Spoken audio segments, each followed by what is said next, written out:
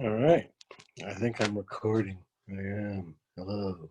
I'm on my phone, and I guess I'm going to try and turn it sideways and hope it doesn't, you know, fritz out on me at some point here. And then I'm also going to flip it. Oh, yes. Well, here we are. Well, I guess we can have a look at that. There's where I'm usually seated when I'm talking to you guys. And here we are. Some stuff.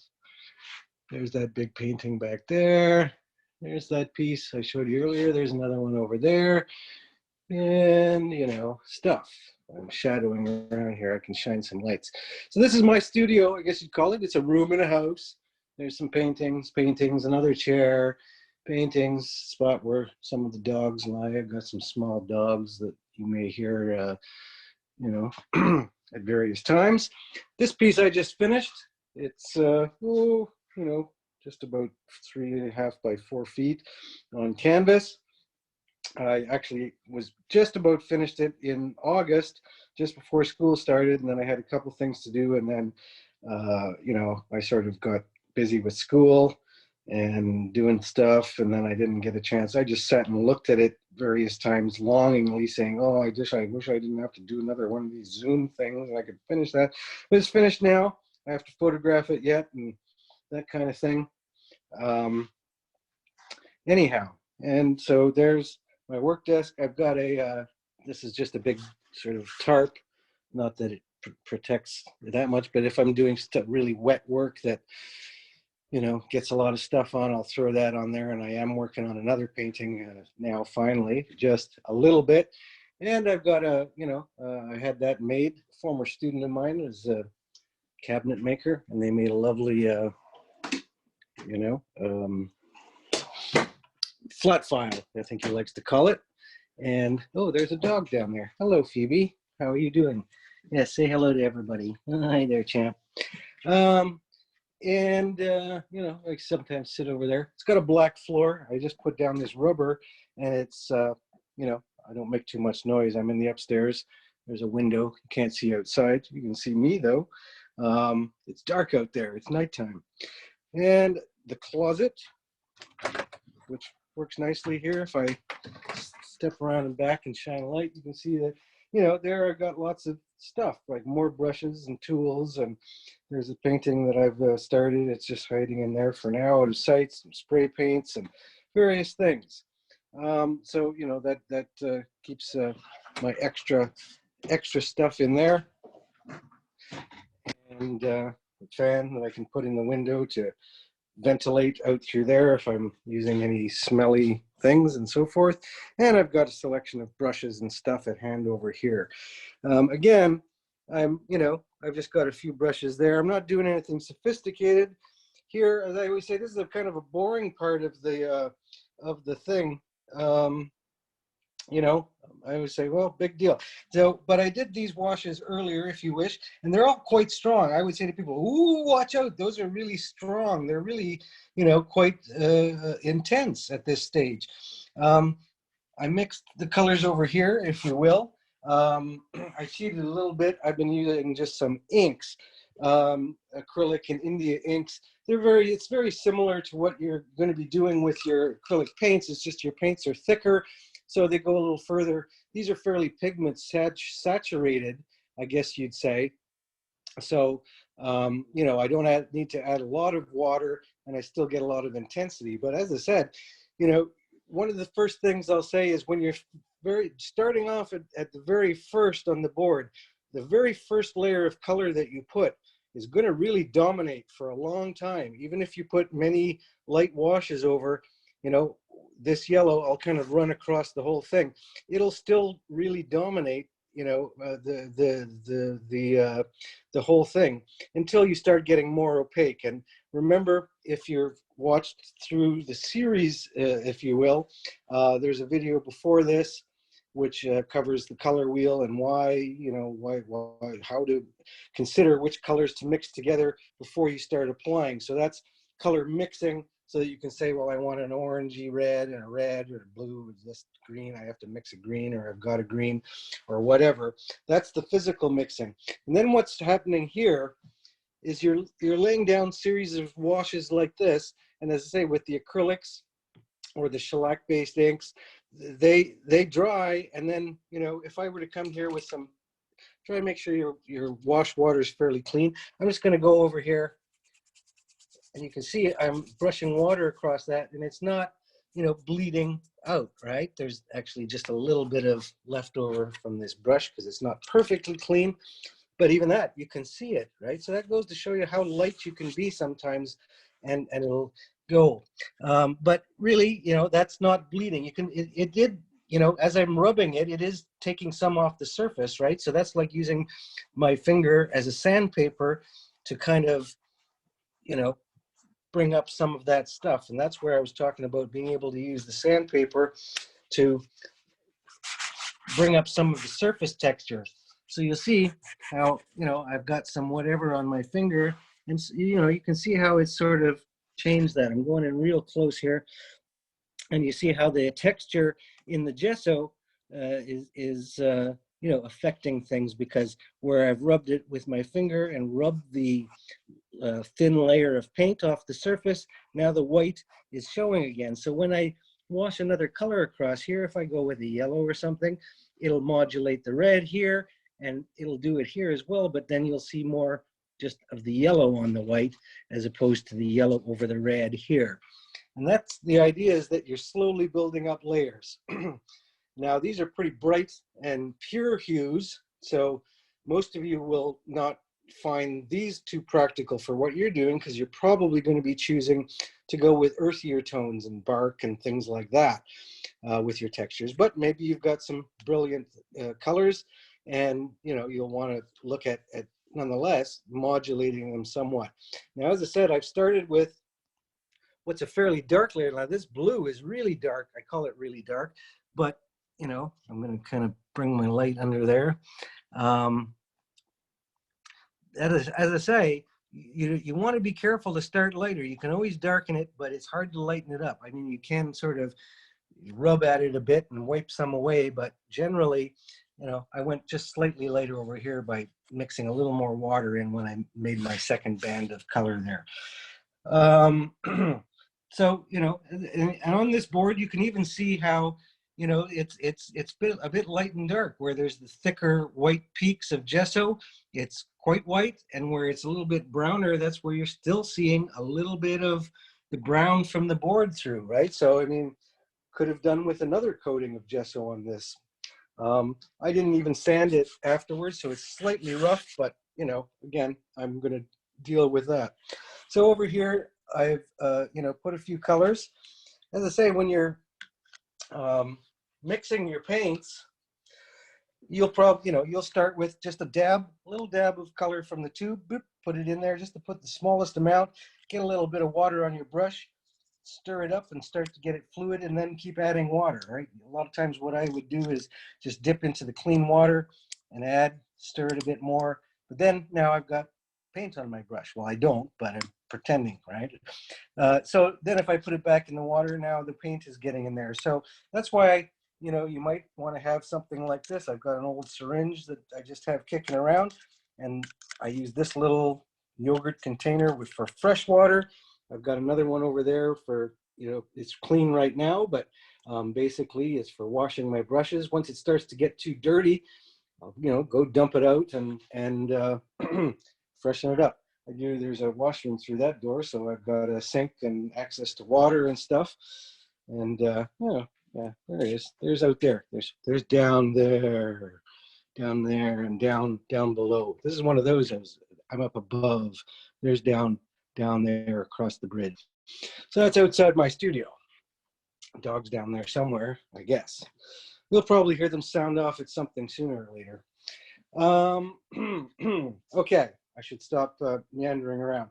Now, you know, basically, as I say, you know, with this, well, you can play around with some wet in wet and see what happens when things bleed, you know, into one another, and toy with it. Again, it's not always going to be the most useful thing for what you're trying to do, depending on your texture. And again, while it's often kind of fun to do that, it can be hard to control wet in wet. And something that looks really good in a moment, you kind of bleed into it and it's flowing and you're like, oh, that looks great, but then it just sort of blends out and suddenly it's done. So in any case, the other point I made is that in doing this, a lot of the time what you're wanting to do is you put a layer and then you do another after one is dry, but then what do? You got to wait for that to dry, and because it's very thinned out with water, and I'm going to thin all of these down right now. But as I say, I've got my little syringe of water. I'm just putting a little squirt more in there because, as I said, I found those all a little too intense, right?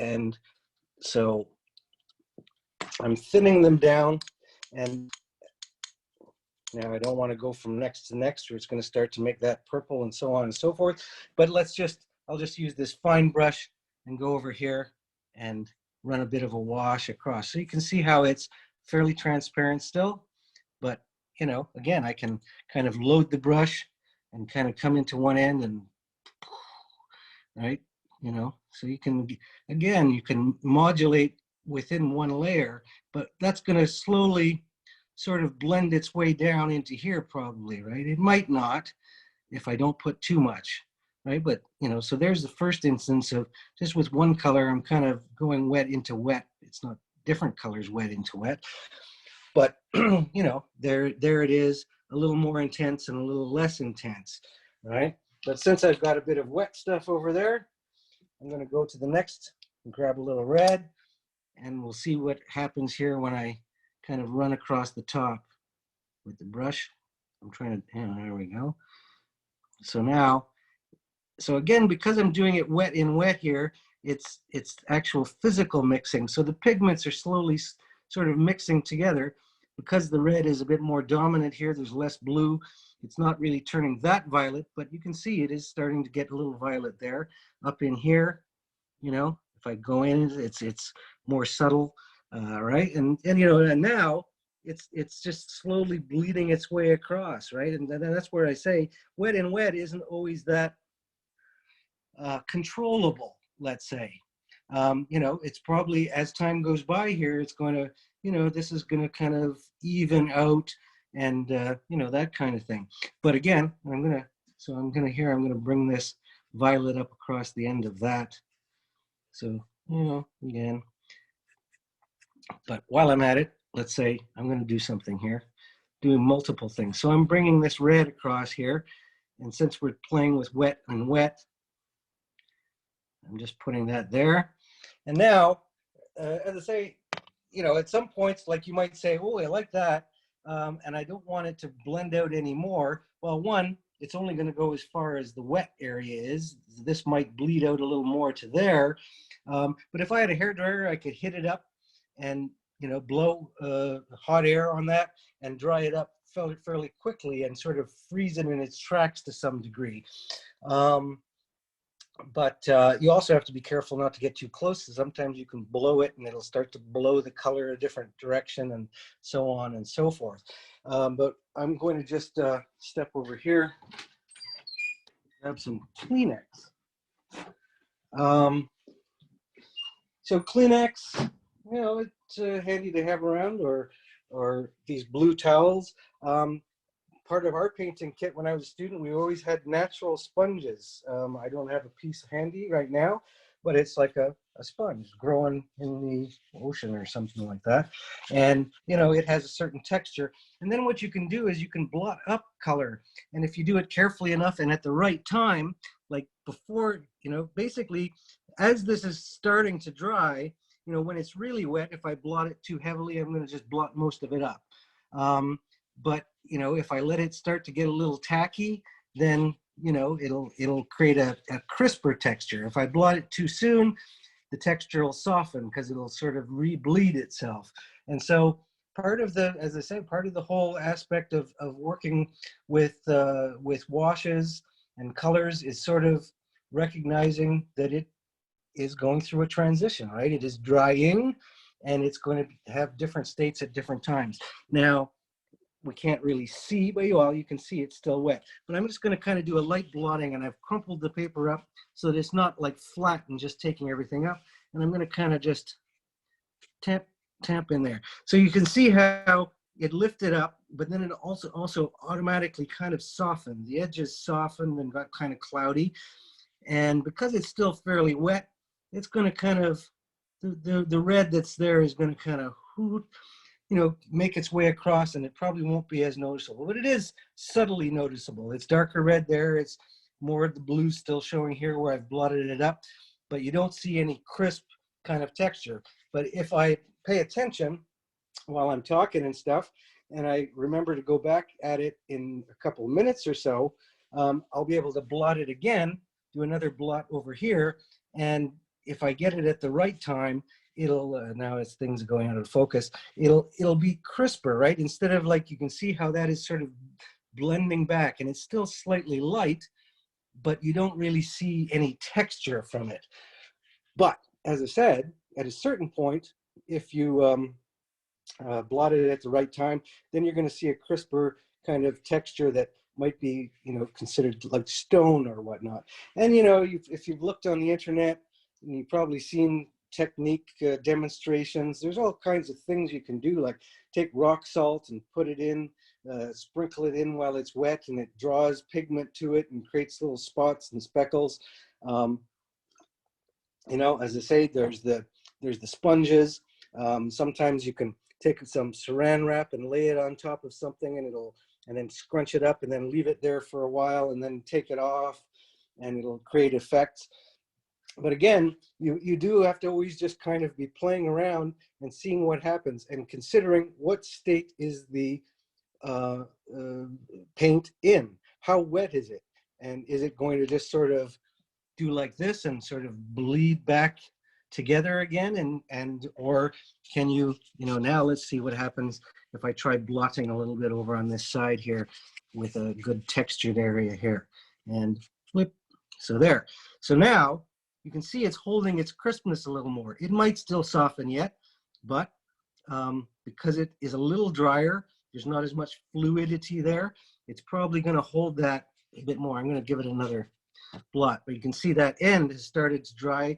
It's a little drier, so it's staying. But I'm kind of licked my finger there, touched it, see if I can soften that a bit. Yeah, not too much. So you can see how quickly that happens, right? I was still able to blot in that one section, maybe a little there, and get, that little bit of effect. But I was, too slow to get to this spot and lift it off because it was a bit dry already. But so that's kind of playing with wet, wet in wet on top of things. But as you can see, where I've taken this is a bit more of a crimson red than a pure red. But as soon as I washed it across that blue, it went very violet, right? And then, as I say, I used this blotting technique to just lift some of it off the surface. And then, I've created a bit of texture. And then I could just keep working on top as these dry. Again, this would be a good point to hair dry it or whatever, and slowly build up, what I'm doing.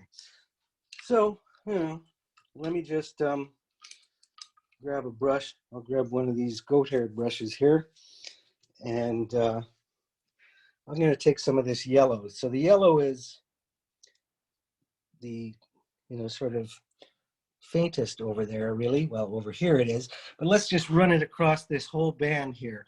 And as I say, you can see that it's starting to modulate all of these things, so that the green is getting more yellow green there. This blue, again, it's quite strong, so the yellow isn't affecting it much, but it's still pretty strong on top of it. And once it starts to dry, again, it's not green exactly in that, but it is more of a greenish blue, but it has less effect because of how strong the blue is. And that's what I was saying, where this blue is going to be dominant no matter how many layers I sit working on it. That blue is going to keep coming through a lot. But up here, while washing on top of the yellow, you can see it created a bit more of a yellowy yellow. You can see how it changes this. It's a bit more coral looking here. And it's very subtle what's happening, but as I say, that's the nature of it. Now that's, got to dry before I can really do more stuff across it. But what shall I do? Oh yeah, okay, I'm gonna grab a little green here. The green's still pretty strong. But once again, now neither of these reds are really a pure red. One's more of a red-orange and one's a crimson. But nonetheless, it's red and green. And as I say, when you start getting that green across the surface, you know, it's gonna, oh, that's pretty strong green. So I'm gonna kind of get in there and lift some away with the brush. But as I say, it's lowering that intensity. And but whereas when we mix red and green physically together, you kind of, it's going to just turn more of a, you know, a brown, as depending on the amounts. As you can see here, you're still seeing mostly the red, the dominant red underneath, but it is modulated slightly. So I'll leave a spot there where there's none. It's modulated slightly by the green, but you also still see it kind of separately, right? It's not mixing. The pigments aren't mixing. It's just one layer over the other. And again, that's gonna, you know, it's gonna dry. I'll just, you know, and again, you can lift off paint with the brush as readily as you can put it on. I'm trying not to get glares and stuff, but you know, now that as that's drying, it's very subtle. As I say, it's just modulated it slightly. But if we move along over here and use the, you can see that that is different than this, right? Even with those two washes. And then, as I say, each time I start adding, you gotta watch little bits of stuff there. Get out of there. You know, each time I add some, you know, you're not always just putting it across the whole thing. If I'm trying to create, you know, a look where this is more shadowed on this side, like as though it's a branch, you know, then I might, you know, go a little more heavily with the green on that side, or a blue or whatever. I'm going to grab a smaller brush here. Just going with whatever I got in the thing. But so let's run across this. Now again, that green is still kind of wet. So, you know, I'm getting stupid shed or glares, and I'm trying to hold this anyhow. So, yeah, I'm coming in with that blue. And as I say, the blue is fairly intense still. Like I haven't thinned it out as much as the other, but you know, here I'm dragging it across. It's kind of mixing with the green a bit. And I'm gonna clean that brush and bring in just some clean water and sort of blend it across. And then pretty much leave it alone. So, yeah, it's looking a little muddy, but there, get that end. So again, many people are looking at that and probably saying, well, I'm hardly seeing any change at all. But that's the idea, is you don't want it to be too dramatic too quickly. You do it, you see what happens, you try and level things out. I've left bands between so you can kind of see the colors there where they hit the white, but you know, there we go. So like that's not much, and it's actually looking a little bit lighter there. That I've kind of rubbed it a bit, and it has rubbed up slightly, taken some of the surface texture off. So it's a little different than, I'm getting close there, a little different than over there. But as you can see, it's taking down the tone, right? The green is sort of taking that pinkishness out of it and making it just a little bit more earthy. And over here, where we're on the crimson, the same thing, right? There's, you've got a very sort of, you know, robust sort of violety crimson. And here, it's much more sort of grayed out, right? With just a very thin wash of the green. So, as I say, now, you know, these, again, are both still kind of damp. And, you know, so I'm not going to go on top of those, because what, you know, as you saw, I kind of went with the blue into the green here to just sort of gray out that edge. But then it kind of lifted and moved around the green, and I kind of lost some of that effect anyway from just working the wet in the wet. I'm going to go over here on this green with a little bit of blue, same thing, right? And just kind of run across that side and blend it across. You can see it's grabbing onto a little bit of stuff or something in there. What is that? I don't know. I've kind of got it somewhat out of there. So, you know, and I'm modulating that. So now again, there's a blue, green, and a green. And again, I can kind of just come in here with some water so that it softens the edge and you don't see it as much of an edge.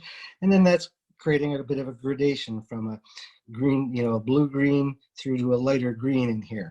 And then once again, if I come in there and blot it up with some Kleenex or something like that, then I add a little bit of a texture in.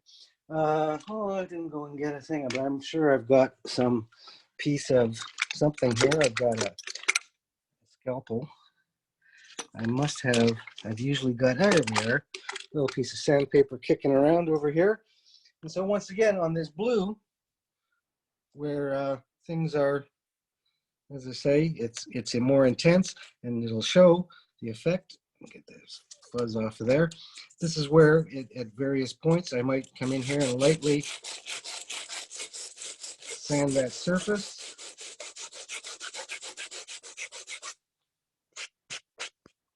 Maybe a little bit more.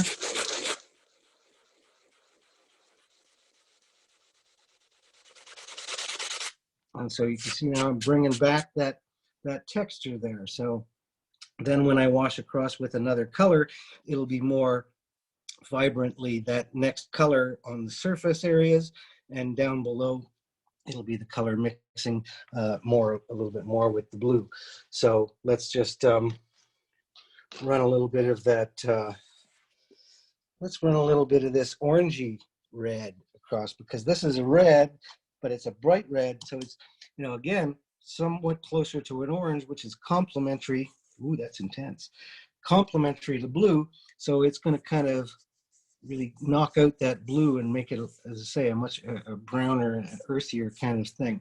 And so now I'm just trying to level that out.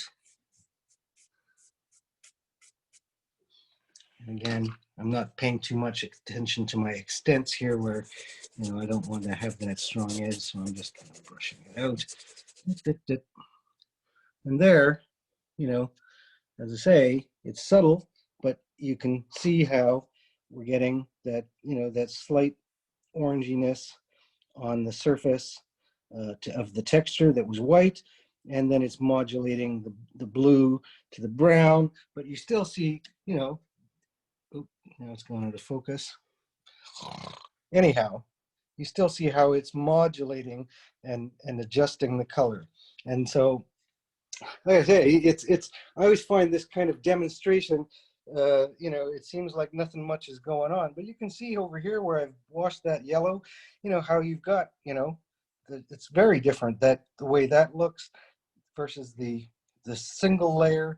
And then when you start to build more and more and adjust them and, you know, do gradations and, as I say, scraping and sanding. So again, you know, something like this, you can then come in and, you know,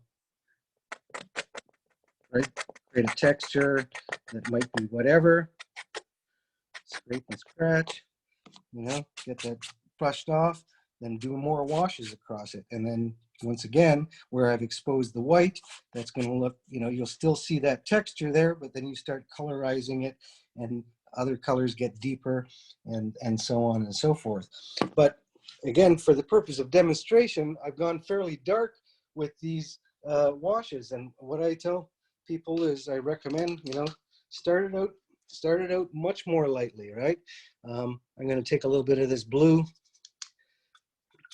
I'll mess up my water by adding a bit like that. So now, you know, I'm going to put another wash of blue down here, but, you know, much more delicate, right? So same thing. So something like that, sometimes, as I say, that's where you want to be starting, right? A very subtle little bit, you know, and then let that dry and then build from there.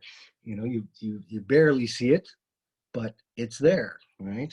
And as I said, we saw from some of the things I was doing up here where I was just rubbing with my fingers and changing things, how, you know, even just a little bit of stuff that got in and made a bit of a line, it's quite noticeable. So, every little layer that you do, becomes quite noticeable, and how it changes. And as I say, you can also begin to combine use of more opaque paint on top, like much like I'm using the scratching. You might come in with a brown or a color that's more intense, and use a dry brush, and then so then you're using some of the color that's in the background and going over it opaquely with a bit of texture, then washing on top of that, and then you just keep building.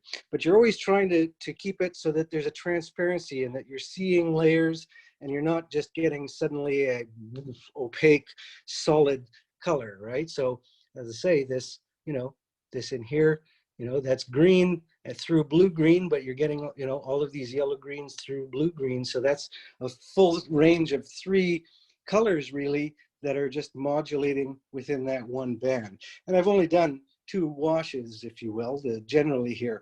And as I say, in cases much like I did with the fetal sculptures that you saw in the earlier video, if you watched through all of that, those had 30, 40, 50 layers like that, but all super light, because as you saw, there was nothing that intense. Even, the pink of the fetus wasn't even that dark, and that was with 30 layers on it. So as I say, sometimes you'll put a wash on, and by the time it dries, you're looking at it and you're saying, did that change it at all?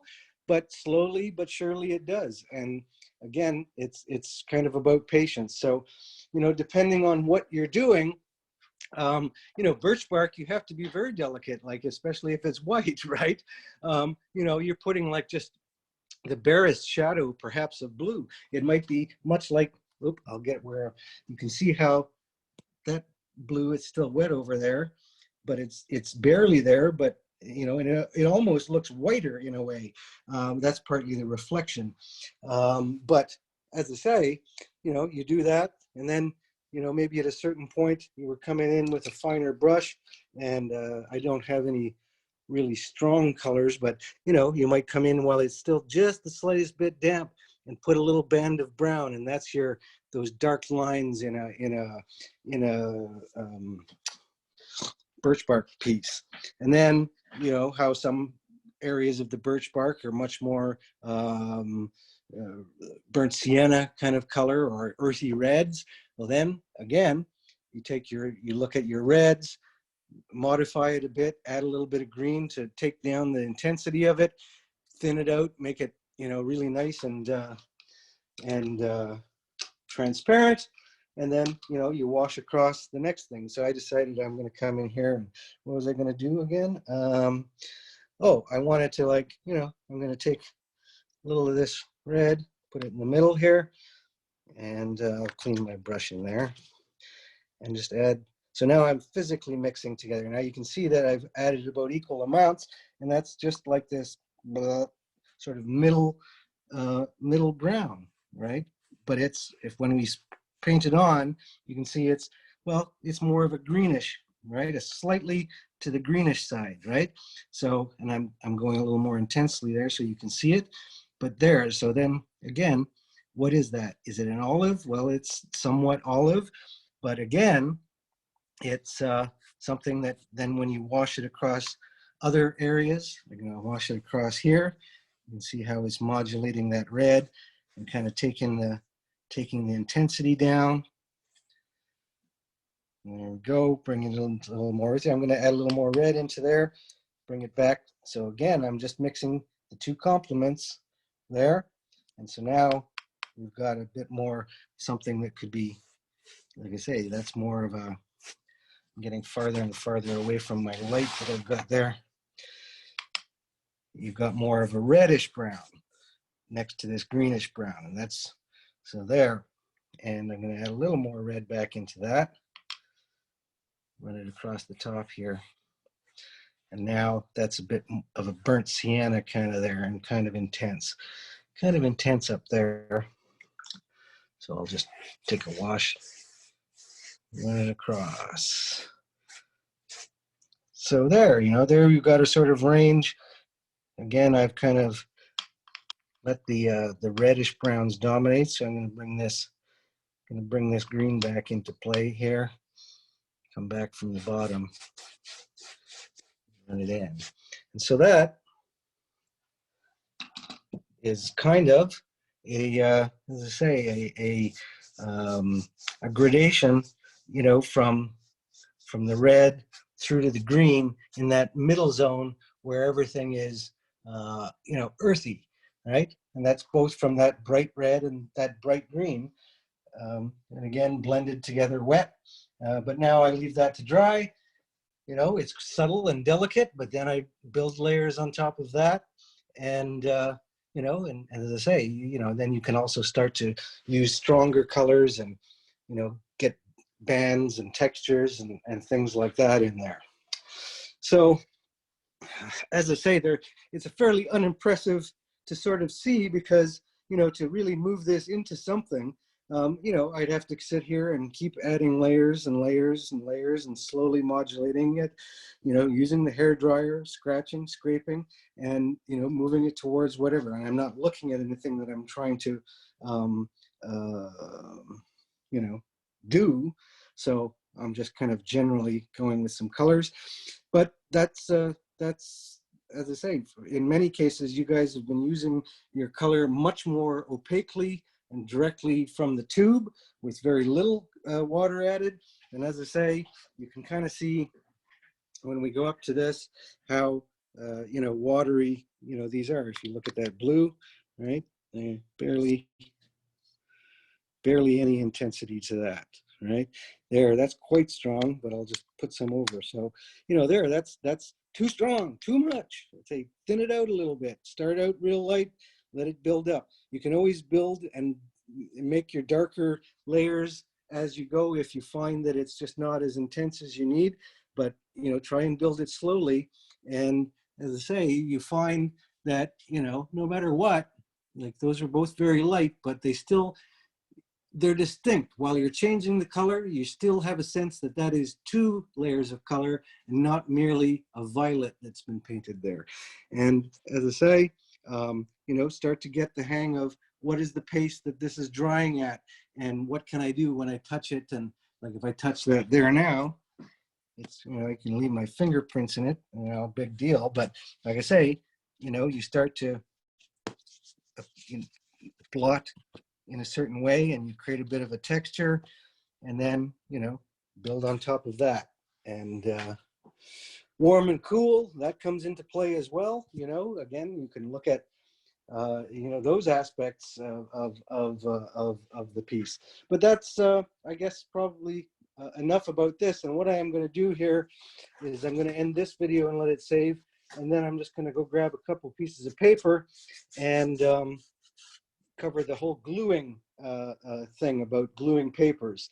And that won't take even as long as this did. And as I say, you can see over there, now that I've turned it, right? You can see wherever I've gone across something with a color, how it has actually a fairly dramatic effect. So once again, thin them out even more, go more slowly, build more layers, and observe what happens and try to control it and do test things. One of the things that's tough about testing is the way that this functions on a board like this is going to be different than what happens on paper, but you can approximate it. You can play with it on paper just to get some sense of what's happening. But the way the paint flows or adheres to board versus canvas versus different kinds of paper is all different. And that's, as I say, everything you do is really about exploring, experimenting, trying things, making mistakes, observing and remembering what's happening as you go along. And so anyhow, I'll be back with one more video that covers gluing and such, and we'll do it on this board. And then that'll sort of take care of some of the business of the techniques that you can use for your texture grid to build up your textures and to glue down your pieces of your photographs, papers, or whatever it is.